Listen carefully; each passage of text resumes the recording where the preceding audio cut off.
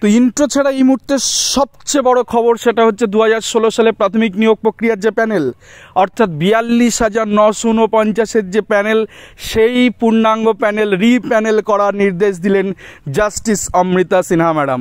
42,949 প্যানেলে আমরা জানি একটা অংশ ট্রেন্ড ছিল আর একটা অংশ নন ট্রেন্ড ছিল। নন ট্রেন্ডের চাকরি বাতিল হয়। সেই নন ট্রেন্ডের মধ্যে কিছু সংখ্যক প্রার্থী যারা 2014-16 ডিএলএড ব্যাচ, সেই ব্যাচের মামলা আজকে তরুণজ্যোতি তেওয়ারি অ্যাপিয়ার করেন সেই মামলাকারীদের হয়ে। সেই মামলায় কিন্তু আজকে এরকম একটা বিরাট নির্দেশ এসছে। আমরা মোটামুটিভাবে খুব কম সময়ে এই ম্যাটারে কী হচ্ছে সেটার পূর্ণাঙ্গ বিষয় জানার চেষ্টা করছি।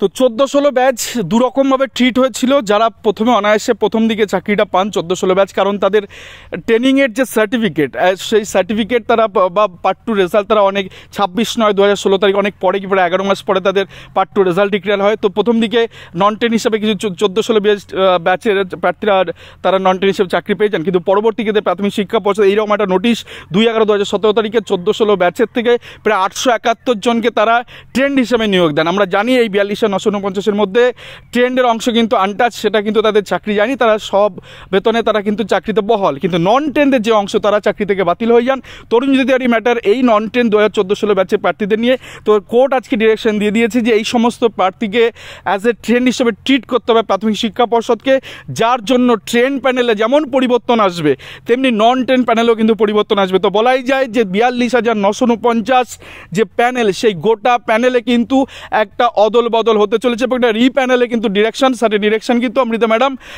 অ্যাজ পার দিয়ে দিলেন। এবং সেক্ষেত্রে এই মামলা কিন্তু তরুণজ্যোতি তেওয়ারি 182 জন প্রার্থীর হয়ে তিনি দাবিদার পেশ করেন আজকে কোর্টের কাছে, তিনি দাবি জানান এই সমস্ত বিষয়। এবং সেক্ষেত্রে তরুণজ্যোতি বাবু কিন্তু মাসিয়া উঠেছেন 14-16 ডিএলএড ব্যাচের ক্ষেত্রে, কারণ এই সংখ্যক প্রার্থী যারা চাকরিচ্যুত হয়ে গেছিলেন তাদের চাকরি কিন্তু পুনরায় আবার ট্রেন্ডে যেহেতু ফিরে আসলো, তো তাদের কিন্তু চাকরি অ্যাজ এ সাধারণ জীবনযাপন তারা করবেন এবং তাদের কিন্তু আর আজকে রাত্রে তাদের থেকে কিন্তু শান্তির ঘুম তারা ঘুমোতে পারবেন।